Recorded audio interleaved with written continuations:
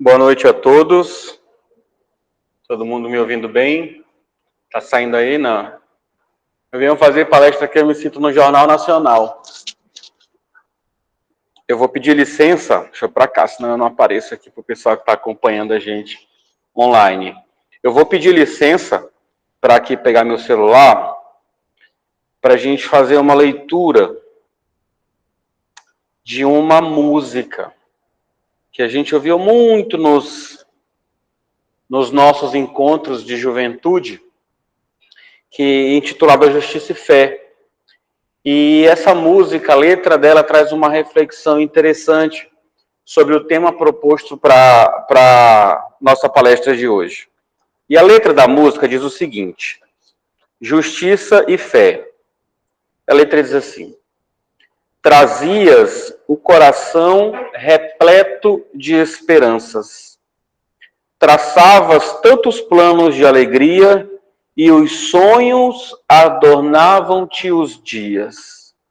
Aí veio o temporal e o futuro trouxe a dor, a lágrima, a tristeza, a solidão. Voltaste os olhos para o céu como a indagar: por que rolaram pelo chão teus sonhos e todos os teus planos de felicidade? Choras, amigo, ninguém semeia dor e colhe paz. E hoje tens o que plantastes lá para trás, mas o amanhã está em tuas mãos. Persiste, acende a tua luz, mesmo que doa, e segue a direção do amor mais puro, e assim verás teus sonhos germinando no futuro. Essa música nos faz refletir sobre o nosso papel nesse mundo, sobre o nosso desafio, que é estar aqui e conseguir, ao final da nossa jornada, o êxito da tarefa que nos trouxe para esse planeta.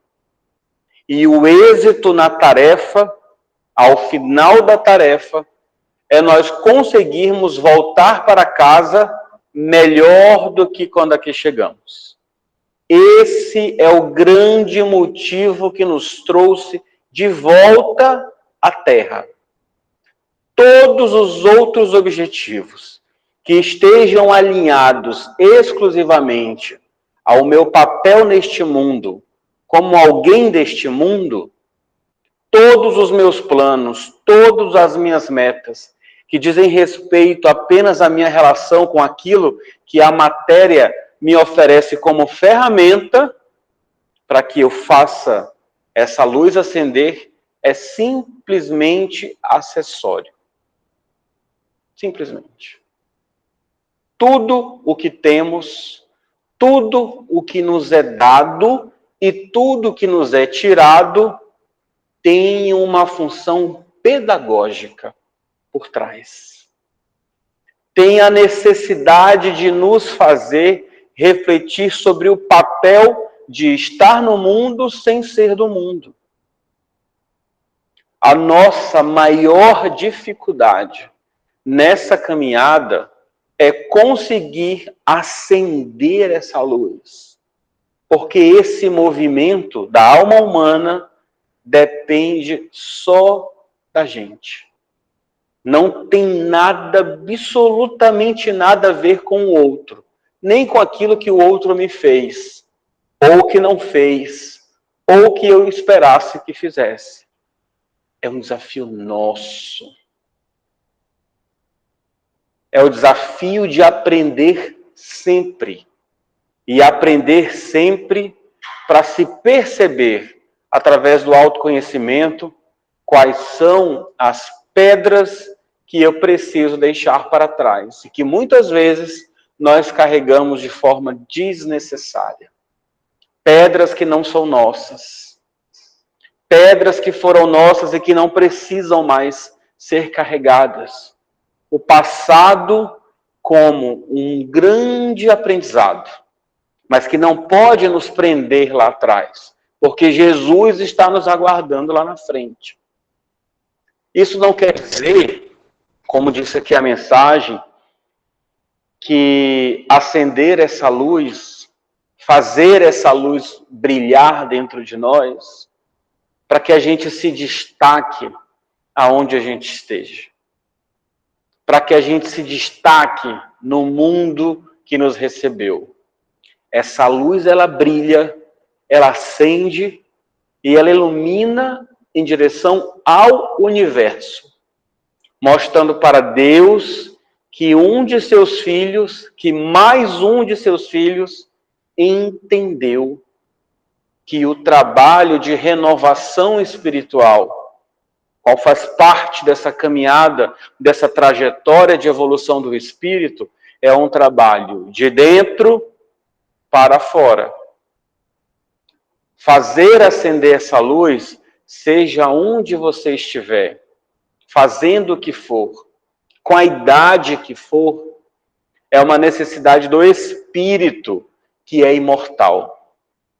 Então, pouco importa em que momento da vida, em que idade da nossa vida nós vamos despertar para a realidade do mundo espiritual, para a realidade desse reino, que assim como Jesus falou, não é deste mundo. Jesus nos esclareceu sobre isso. Coagido de frente para Pilatos, humilhado, ele disse: meu reino não é deste mundo. Jesus nos disse isso para nos alertar que o reino dele não cabe num contexto onde nós vivemos exclusivamente para a matéria, para as felicidades desse mundo, para metas que só se cumprem nessa encarnação. Esse não é o reino de Jesus. O reino de Jesus é aquele que nos foca para a vida futura. Para nós que já sabemos que a nossa história não vai encerrar no túmulo. De que, a exemplo do que Jesus nos provou na Páscoa, a morte nos tira da vida e nos coloca onde? Na vida. Na verdadeira vida. Então, trilhar o nosso caminho no mundo de provas e expiações não é uma tarefa fácil. Mas o fato de nós estarmos aqui já nos diz e nos alerta que os nossos desafios são imensos. As nossas necessidades internas de transformação são gigantescas. Por isso nós estamos aqui. Por isso nós estamos no momento de transição. Por isso a transição não deve nos assustar. Porque se a gente observar o nosso mundo hoje, é para a gente ter medo. Não é? As notícias, os fatos, a forma como o ser humano se porta, chega a ser aterrorizante. Mas nós não podemos duvidar e esquecer do amparo constante do mundo espiritual, num trabalho intenso de renovação, não só do planeta, mas dos habitantes do planeta. Esse momento de transição planetária é um momento, como a espiritualidade já nos informou, onde as faixas mais pesadas do umbral estão sendo sacudidas, para que muitos desses espíritos, ainda carregados no ódio, na raiva, na maldade, tenham a sua última experiência na Terra. São esses irmãos equivocados que estão reencarnando, dando essa tonalidade de dificuldade, de maldade, de intolerância ao nosso globo. E muitos deles estão tendo a última oportunidade neste planeta de se alinhar com Jesus, de fazer acender a sua própria luz e caminhar com o planeta para uma nova era. A era do amor. A era da regeneração. É para lá que nós estamos caminhando. mas o que é que nós estamos fazendo para merecer o carimbo do nosso passaporte? Que irá nos garantir a nossa permanência nessa próxima etapa do nosso planeta, no mundo de regeneração. Nós precisamos trabalhar muito, e trabalhar muito justamente no sentido de fazer essa nossa luz brilhar, através do autoconhecimento, através do serviço despretensioso ao próximo, num auxílio diário. Às vezes a pessoa está do seu lado, você não está percebendo que muitas vezes ela precisa só ser ouvida. Esse é o grande desafio para todos nós. Esse foi o retrato marcante, por exemplo, dos primeiros cristãos. Maria Madalena. Acho que poucas pessoas ali no Novo Testamento carregam uma história tão bonita de transformação moral como aquela mulher. E tinha que ser ela. Principalmente numa sociedade como aquela, machista, preconceituosa, que nós ainda carregamos nas nossas entranhas muitas referências de 2000 anos atrás. Na incompreensão e na nossa incapacidade de enxergar Jesus também naquele que erra, naquele que nos fere. É muito difícil. Nós não estamos habituados a isso. E a gente falha. E nós vamos falhar inúmeras vezes. Inúmeras vezes. Ainda bem que Jesus detém de uma confiança e de uma esperança inesgotável para cada um de nós. Ele sabe exatamente aonde estão as nossas limitações. Ele sabe exatamente quais são os nossos defeitos, quais são as nossas dificuldades, aonde a gente precisa melhorar e aonde a gente vai errar. E ainda assim, em todos esses momentos, Jesus está ao nosso lado, segurando a nossa mão, nos esperando o esforço interno para levantar e dizer: agora caminha que eu estou aqui. Todas as vezes. Todas as vezes que a gente cai. Todas as vezes que a gente erra. Todas as vezes que a gente falha. Jesus não sai do nosso lado. E se ele tem este comportamento, esta resiliência com a nossa falha, com os nossos defeitos, ele também tem com o do outro.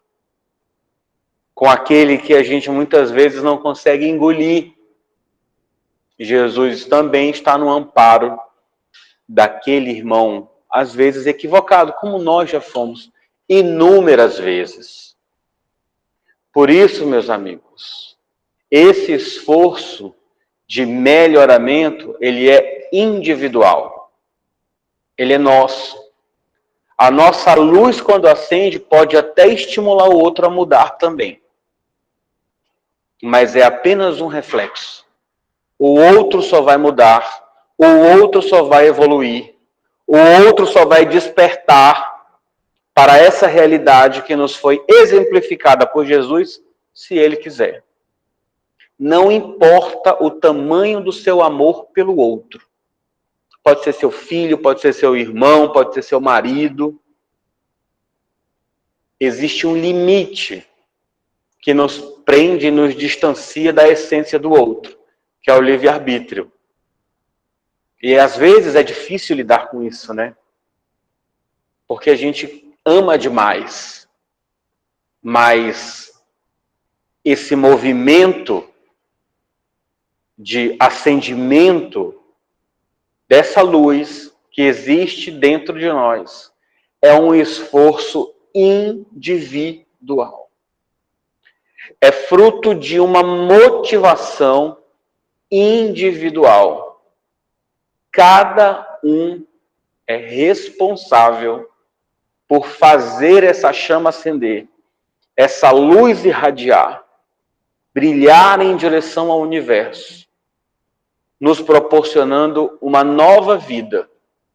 O Espiritismo não vai fazer isso por nós. A sala de passe não vai provocar isso na sua vida.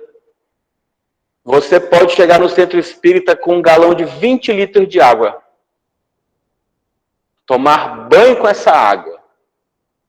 Se a gente não entender que nós temos defeitos, falhas, e que nós precisamos minimamente nos esforçar para corrigi-las, como o próprio Livro dos Espíritos nos orienta logo no início, quando ele define quem é o espírita, não vai adiantar. Nenhum fator e nenhuma movimentação externa é capaz de provocar na nossa vida aquilo que a gente não interioriza. É por isso que a gente pode conhecer as obras básicas de ponta a ponta. É por isso que a gente pode ter uma agenda frequente na casa espírita. Se isso ainda não se internalizou na nossa alma, e se a gente não consegue no dia a dia perceber o Espiritismo, perceber Jesus na nossa forma de encarar o outro, a dor, o sofrimento, o medo, a gente ainda tem muito caminho para trilhar e muita coisa para aprender. Nesse exercício constante de manter a luz brilhando. Nós não estamos reencarnados neste planeta por acaso. E a luz, ela só se destaca por causa da sombra, por causa da escuridão. E nós estamos rodeados de sombra e de escuridão. Mas a mais intensa ainda é aquela que a gente mesmo alimenta dentro de nós. E que Jesus constantemente nos convida a observar com muita atenção. Aonde é que estão essas sombras dentro de mim? Que escuridão é essa que muitas vezes só existe porque a gente alimenta? O que eu posso fazer para lançar essa luz de dentro de mim para fora? É uma responsabilidade nossa. Ninguém vai fazer isso por nós. O mérito é nosso. A necessidade é nossa. O convite, a tarefa é para a gente. É porque a gente precisa. Somos nós que precisamos. Às vezes a gente encontra uma mensagem, né? Geralmente a gente lembra de alguém. Abre o evangelho, bom, aqui ó, fulano, tinha que ouvir isso aqui. Aí olha a mensagem, poxa vida, eu vou levar, vou tirar uma foto, vou postar e vou marcar o ciclano. Essa mensagem me lembrou alguém. Quem recebeu a mensagem? Foi a gente. Para quem era a mensagem? Para a gente. Às vezes a gente está lá fazendo nada no Instagram, no Facebook, de vez em quando tem alguma coisa que você aproveite ali, né? E aí, de repente, tem uma mensagem, te chamou a atenção, a nossa mente trabalha automaticamente para identificar aquele conteúdo em alguém.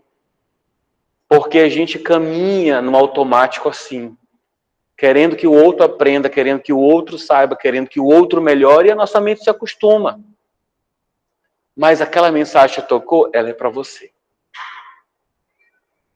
Nós não podemos esquecer que nesse trabalho, nessa guerra de acendimento da nossa própria luz, nós nunca estamos desamparados.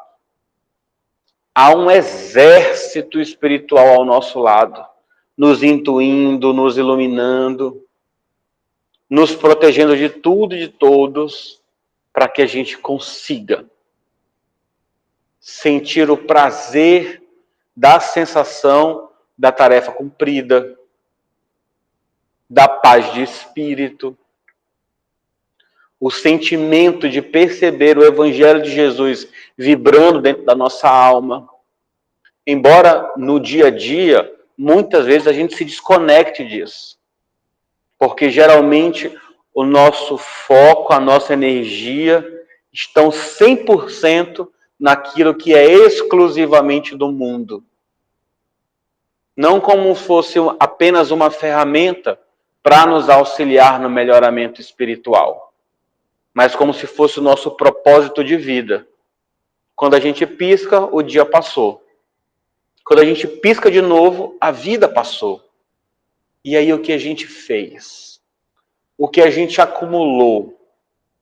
Aonde a gente gastou a nossa energia? É bagagem que eu vou conseguir levar quando eu desencarnar? Quando eu voltar para a minha verdadeira casa?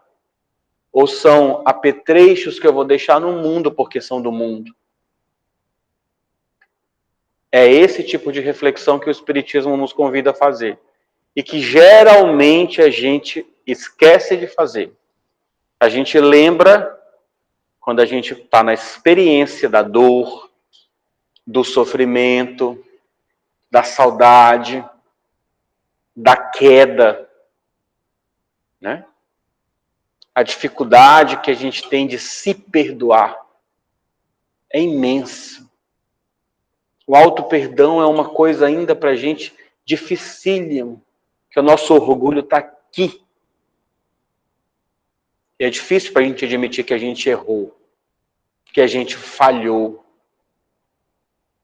que a gente conseguiu compreender a mensagem de Jesus, mas que a gente ainda tem dificuldade de colocar em prática. Essa atitude sincera de se perceber falho é o primeiro passo para que a gente consiga renovar as nossas atitudes com segurança, percebendo o resultado positivo e feliz de quando a nossa luz se acende. Como é bom sentir o impacto da nossa luz positiva na vida do outro. Seja porque a gente inspirou, seja porque a gente foi capaz de dizer uma palavra de consolo, de ajudar alguém, de abraçar alguém, de perdoar alguém que seja. Como é bom a gente se sentir útil, ter a palavra certa na hora certa. É esse prazer recorrente que nos alinha com Jesus. Porque nós vamos querer sempre estar sentindo isso. Ao passo que o contrário também nos marca profundamente, mas não pode nos transformar naquilo que nós não somos. Então, como eu relatei aqui na leitura da música, uma frase que sempre me chamou muita atenção nessa canção é o persista. Persiste, acende a tua luz, mesmo que doa. E vai doer. Muitas vezes vai doer. Quem conhece a obra Paulo Estevão, lá na introdução do livro, Emmanuel nos relata que Paulo, quando cai do cavalo, né, de frente com Jesus, naquele momento ele percebe que havia entre ele e o Cristo um abismo moral. Olha a expressão, um abismo moral. E que ele não teria outro caminho para superar esse abismo, atravessar o abismo e se igualar a Jesus, se aproximar do Cristo, que não fosse pela renúncia e pelo sofrimento. Nós estamos preparados para isso? Provavelmente não. Mas Jesus, paciente, sabe que na hora certa nós vamos compreender de forma efetiva o que o evangelho de amor dele, o que as leis de Deus imutáveis e eternas têm ainda a exigir do nosso íntimo mais íntimo. Então que nós possamos, meus amigos, lembrar em todos os momentos possíveis da urgência do nosso esforço para acender a nossa luz aonde quer que nós estejamos. É programar a nossa mente para a coragem de servir, para a coragem de enfrentar os nossos problemas, os nossos desafios, as nossas provações, confiando no amparo dos céus e acreditando que o que nos aguarda na vida futura é imensamente proporcional a cada lágrima, a cada noite mal dormida nossa nesta terra. Que nós possamos nos conectar ao Cristo, lembrar do Cristo, conversar com Cristo e exaltar essa paciência que Ele tem conosco na condição de aprendizes. E que, como tal, nem sempre executaremos as nossas tarefas com êxito, mas sempre contando com esse amor que nos envolve, nos consola, nos alimenta e nos mantém em pé na nossa caminhada. Que Jesus nos abençoe e uma boa noite a todos.